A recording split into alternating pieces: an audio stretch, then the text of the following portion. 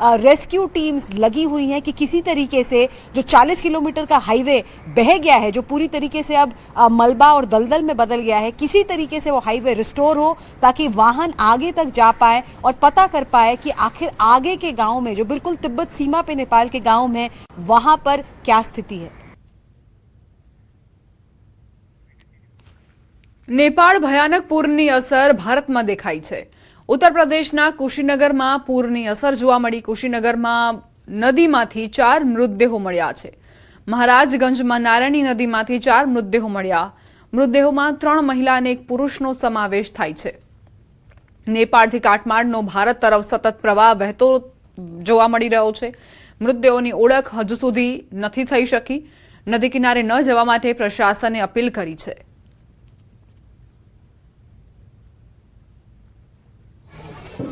नेपाल हादसे के बाद महाराजगंज जनपद से गुजरने वाली नारायणी नदी में अब लाशों के मिलने का सिलसिला शुरू हो गया है।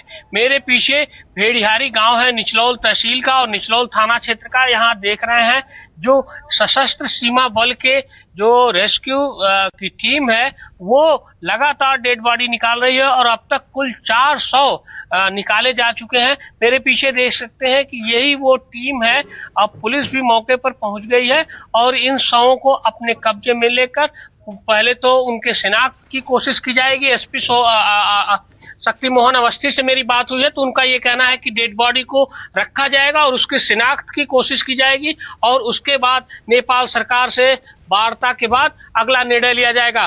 तो अब नारायणी नदी में जो त्रिशूली और जो वहां पे बड़ी घटना हुई थी, जो त्रासदी हुई है, उसके बाद से यहाँ पर बड़ी संख्या में मलबा, लकड़ी, जो घरेलू सामान जो वहाँ नुकसान हुए हैं वो इस नदी के साथ बहते बहते लाशें भी अब बहकर आने लगी हैं। पशुओं के शव भी बड़ी संख्या में आ रहे हैं। तो अभी तक कुल 400 बरामद किए जा चुके हैं जिसकी जो कागजी खानापूर्ति होती है वो किया जा रहा है। मेरे पीछे देख सकते हैं कि यही वो वैन है जिसमें डेड बॉडीज को भेजा जाएगा और पोस्टमार्टम और जो भी प्रक्रिया आगे की होगी वो किया जाएगा। मेरे साथ एसएसबी के अधिकारी हैं। सर, कितनी डेड बॉडीज अब तक बरामद की जा चुकी है? सर, अभी तक टोटल 4 डेड बॉडी रिकवर कर चुके हैं सर।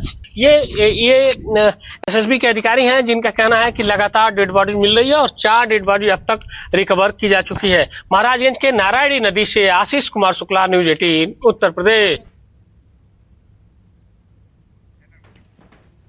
તો નેપાળમાં જે વિનાશક પૂર આવ્યું છે તેમાં ફ્લેશ ફ્લડના કારણે એ કાટમાળ અને પાણી સહિત હવે ભારતમાં એટલે કે ઉત્તર પ્રદેશના કુશીનગરથી 4 મૃતદેહો મળ્યા છે। જો કે આ તરફ નેપાળમાં ટ્રિપલ અટેક એટલા માટે કહી રહ્યા છે કારણ કે વિનાશક પૂરના કારણે લોકોના ઘરો તબાહ થઈ ગયા છે, લોકોના મોતના પણ સમાચાર છે અને એવામાં ચીનમાં ભૂકંપના કારણે આ જે પૂરની તબાહી છે તે વધુ વિનાશક રૂપ ધારણ કરી શકે છે અને એક ડેમ પણ તૂટ્યા હોવાના સમાચાર પ્રાપ્ત થયા છે જેના કારણે આ જે પૂરનો ખતરો અત્યાર સુધી હતો અને પૂરના પાણી જે જતા રહ્યા ફરી એક વખત એ બીજા પાણી પણ આવી શકે છે કારણ કે ડેમ તૂટ્યો છે। तिबेट અને નેપાળ બોર્ડર પર આ જે પૂરના પાણી છે તે એન્ટ્રી કરી શકે છે અને તેના કારણે જે આસપાસના વિસ્તારના લોકો છે તેમને દૂર ખસેડવા માટે પ્રશાસનને કામગીરી શરૂ કરી નાખી છે। જો કે અહીં સૌથી મોટો પડકાર છે બચાવ અને રાહત ટીમ માટે કેમ કે અત્યાર સુધી જે કામગીરી કરવામાં આવી રહી હતી કાટમાળ હટાવવાની અને અંદર જે પણ લોકો હતા જેઓ જીવતા હોવાની આશા ખૂબ જ ઓછી છે પરંતુ અત્યારે પ્રશાસનની એ જ પ્રાથમિકતા છે કે એ લોકોને બહાર કાઢવામાં આવે પરંતુ હવે 2 દિવસનો સમય વીત્યો છે એટલે એ આશા પણ ક્યાંક નબળી પુરવાર થઈ રહી છે અને હવે આ પૂર અને ભૂકંપે હજુ પણ સમસ્યાઓ અને પડકારોમાં ઓર વધારો કર્યો છે।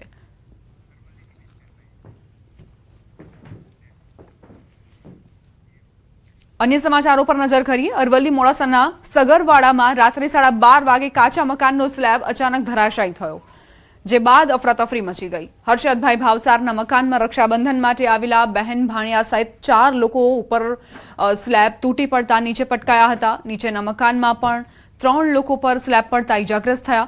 सदनसीबे मोटी जानहानी टળી जो के लोकोने नानी मोटी ईजाओ पहोंची छे। रात्रे 12:30 कलाके छत धराशायी थता 4 મહેમાન ઉપર આવેલા હતા તે સુતા नीचे આવી ગયા હતા. તો એમને ઈજાગ્રસ્ત થોડા ઓછાવતી વાગેલું છે. અમને થોડી ખબર પડતા અમે ખસી ગયા હતા, પણ અમને પણ થોડી ઈજા થયેલ છે. અરવલ્લીથી સમાચાર. વધુ એક વીજકર્મીને કરંટ લાગ્યો. કરંટ લાગતા વીજકર્મી નીચે પટકાયો. વીજકર્મીને સારવાર અર્થે હોસ્પિટલમાં ખસેડાયો. 11 કેવી લાઇન પર કામ દરમિયાન કરંટ લાગ્યો. મેઘરજના પટેલ છાપરા ગામની ઘટના વીજકર્મીઓની સુરક્ષાને લઈને સવાલો ઉઠ્યા છે. એક અઠવાડિયામાં કરંટ લાગવાની બીજી ઘટના બની છે.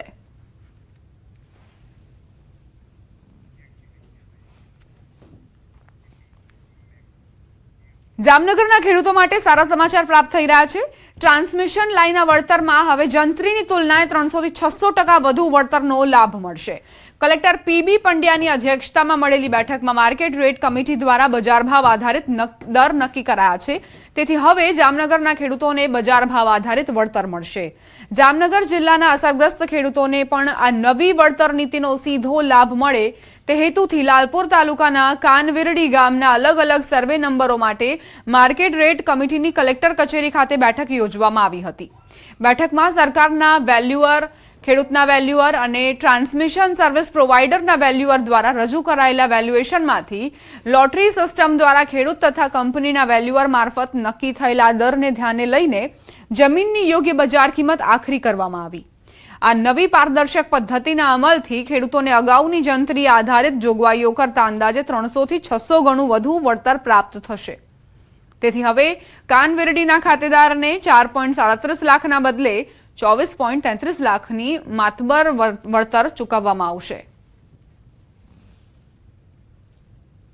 હવે પછી ટ્રાન્સમિશન કંપની દ્વારા જે ટાવર જે તે ખેડૂતના ખેતરમાં આવે છે તેની બંને બાજુ 1 મીટર વધારી અને એનો એરિયા ગણવામાં આવશે અને આ જે માર્કેટ રેટ નક્કી થયેલો છે તેની ડબલ કિંમત કરી અને તે મુજબ એનું વળતર ચૂકવવામાં આવશે. જે સર્વે નંબર 109 નું ઉદાહરણ લઈએ તો 2011 મુજબના પ્રતિ ચોરસ મીટરના જંત્રી મુજબના ભાવ ₹43ની સામે માર્કેટ રેટ કમિટીમાં પ્રતિ ચોરસ મીટરના ₹885 નક્કી થતાં આ ખાતેદારને અગાઉ ₹4,37,699 વળતર મળવાપાત્ર હતું, જે હવે માર્કેટ રેટ મુજબ ₹24,33,348 મળવાપાત્ર થયેલ છે. આથી જામનગર જિલ્લાના તમામ ખેડૂત ભાઈઓ કે જેમના ખેતરમાં ટ્રાન્સમિશન લાઇનના ટાવર અને વાયર આવે છે તેમને હું અપીલ કરું છું કે સરકારશ્રીના આ પરિપત્ર મુજબ માર્કેટ રેટ નક્કી કરવાની કાર્યવાહીમાં સૌ સહકાર આપે અને સૌનું મૂલ્યાંકન કરી અને સારામાં સારું વળતર મળે તે અંગેની કામગીરી જિલ્લા વહીવટીતંત્ર દ્વારા કરવામાં આવશે. બોટાદ ખસ રોડ શંકરપરા વિસ્તારમાં આવેલ સ્વામિનારાયણ મંદિરમાં ચોરીની ઘટના સામે આવી. અંદાજે 3 થી 4 બુકાનીધારી ચોરોએ મંદિરમાં હાથફેરો કર્યો. મંદિરની દિવાલને અડી દારૂનો અડ્ડો ચાલી રહ્યો હોવાનો મંદિરના સ્વામી દ્વારા આરોપ મુકાયો હતો. મંદિરની આસપાસ અનેક દારૂની બોટલો અને આવારા તત્વોનો પણ ત્રાસ છે. બેખૌફ બનેલ ચોરોએ દિવાલ લાંઘીને ચોરીને અંજામ આપ્યો હોવાનું સીસીટીવીમાં સામે આવ્યું. રોકડ અને અન્ય ચીજવસ્તુઓ મળી. અંદાજિત 45,000 રૂપિયાની મત્તાની ચોરી થઈ હોવાની માહિતી મળી છે. પોલીસ સ્ટેશન લેખિત અરજી આપી સમગ્ર ઘટનાને લઈ કાર્યવાહી કરવા માંગ કરવામાં આવી છે. અહીંયા રાત્રિએ 10:30 વાગે ચોર લોકો આવ્યા હતા અને હું અને અમારા એક હરિભગત બે ઘનશ્યામભાઈ અમે બે અંદર સૂતા હતા અને અંદરથી અમને તો બહારથી એ લોકો બંધ કરી દીધા અને પછી એને દરવાજો તોડ્યો, ગલ્લો તોડ્યો. ત્યારે હું જાગી ગયો અને પછી બધા હરિભક્તોને બોલાવ્યા.